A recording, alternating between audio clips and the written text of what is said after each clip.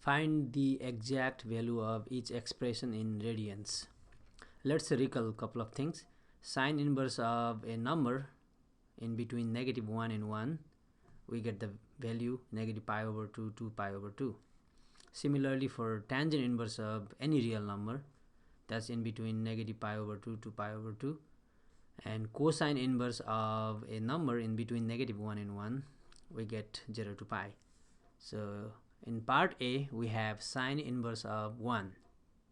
Okay, so basically we are trying to find an angle whose sine is 1, and that angle should be in this range, and we know that sine pi/2 is 1, so this is just pi/2.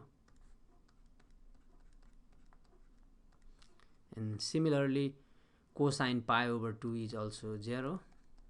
Cosine pi/2 is 0, that means cosine inverse of 0 is pi/2. And for tangent, we know tangent 60 or pi/3 is √3, so tangent inverse of √3 is pi/3. Sine inverse of 2, and we know that sine, the maximum value of sine and cosine is 1, and the minimum value is -1. Any number outside of that range is undefined. We don't have any angle that produces 2, undefined.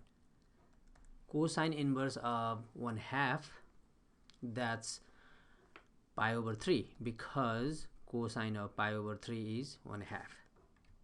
Okay, and 1/√2, which is same as √2/2, that's 45, because sine 45 is 1/√2. 45 means pi/4.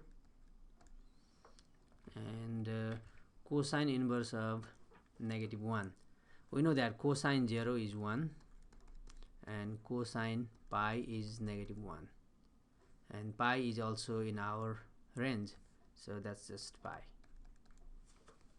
Okay, 8.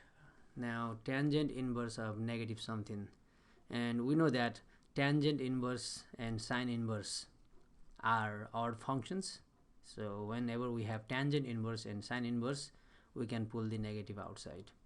So negative tangent inverse of 1/√3, that negative outside, and we know that tangent of pi/6 is 1/√3, so pi/6.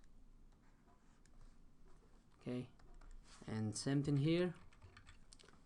Sine inverse of negative means negative of sine inverse √3/2, this negative stays, and sine of 60 degrees pi/3 is √3/2, so that's pi/3. And finally J, in general cosine inverse and cosine, they cancel provided this angle is in the nice form, and we know that cosine inverse of something, and when we find the final value, that should be in 0 to pi, but this is bigger than pi, so outside of this range, so this is not correct. So we have to do the find the value of cosine pi/4. That's cosine inverse of cosine pi/4. Pi/4 is in the third quadrant, and if you use unit circle, then you can find the value, or the reference angle is pi/4, and third quadrant means cosine is negative, so it will be negative of cosine reference angle, which is pi/4.